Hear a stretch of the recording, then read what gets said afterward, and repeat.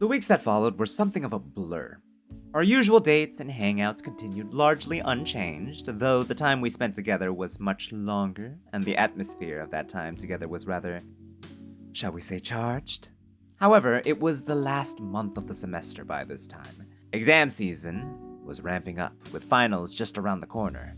On top of that, this was the month that our coalition's clubs had been preparing for all year.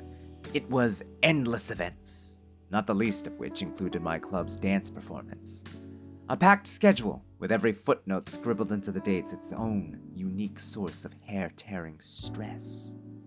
The classic modern university student experience. But despite that, I was on cloud 9.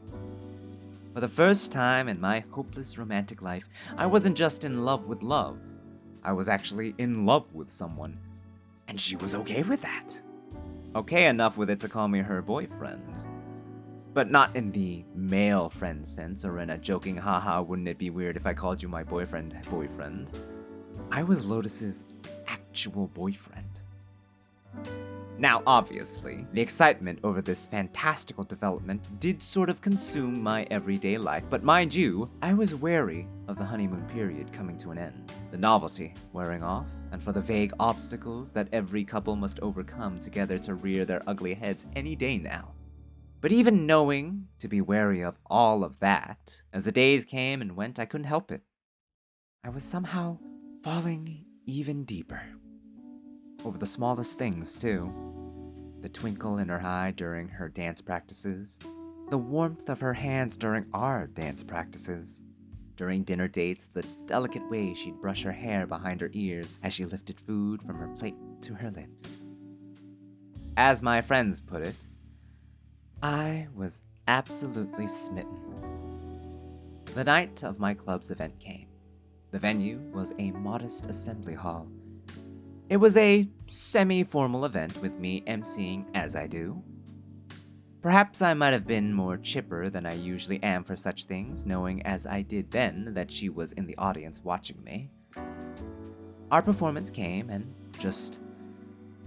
wow. Men and women feverishly stepping in and out from between thick, clapping bamboo. I remember how all of us were, like birds hopping rhythmically about. The girls' long skirts like wings on a breeze, while the men, hands neatly held behind their back, stepping majestically and lightly upon the wooden stage. The pace would quicken here, slow there, and the crowds would ooh and ah. But when it came to our part, when we held hands and danced our little duet, I noticed nobody. Nothing else. It's a miracle I didn't mess up the performance for us. But we stuck the landing. The final sequence of our performance and the applause that followed snapped me out of my reverie. From then on, we were free to enjoy the festivities. A slow dance here and there, a cheeky little sharing of food there.